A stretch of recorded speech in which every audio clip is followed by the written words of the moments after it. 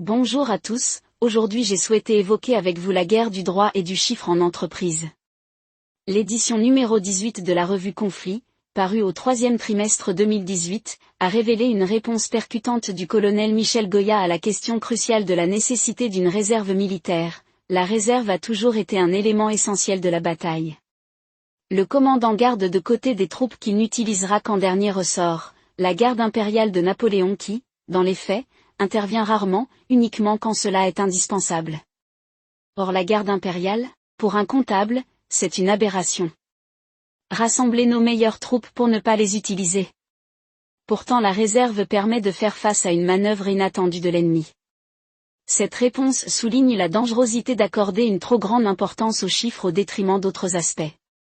Une telle situation peut ainsi être observée également en ce qui concerne la gestion des hôpitaux en France, où une approche purement comptable nous a conduit à une situation désastreuse. Le monde de l'entreprise peut également tirer une leçon de cette déclaration du colonel Michel Goya. En effet, dans le monde professionnel, une véritable bataille peut se dérouler entre les acteurs du chiffre et ceux du droit.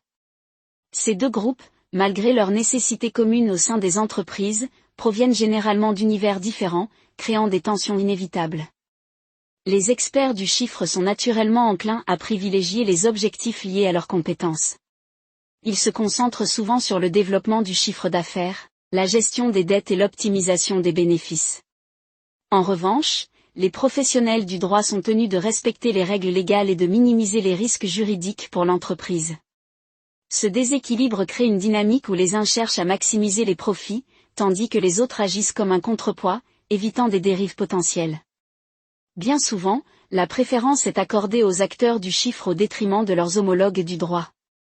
Même en présence d'une direction juridique, celle-ci peut être placée sous l'autorité de la direction administrative et financière, illustrant ainsi la domination du chiffre sur le droit au sein de l'entreprise. De même, la direction administrative et financière est plus représentée que la direction juridique au sein du comité de direction ou du COMEX. Malgré des évolutions perceptibles, le droit semble encore céder devant les impératifs chiffrés. Il est essentiel de reconnaître pleinement la fonction juridique dans le monde de l'entreprise. Considérée souvent comme une fonction de support ou un centre de coût, elle est reléguée au second plan par rapport aux fonctions financières et commerciales. Cette situation, bien que sujette à changement, souligne l'urgence de rééquilibrer les dynamiques au sein des entreprises pour tirer le meilleur parti des équipes juridiques. Et vous, que pensez-vous de la situation du droit en entreprise? N'hésitez pas à partager votre avis en commentaire. Si vous avez aimé cette vidéo, je vous propose de cliquer sur « J'aime », de vous abonner à notre chaîne et de consulter notre site internet. Merci.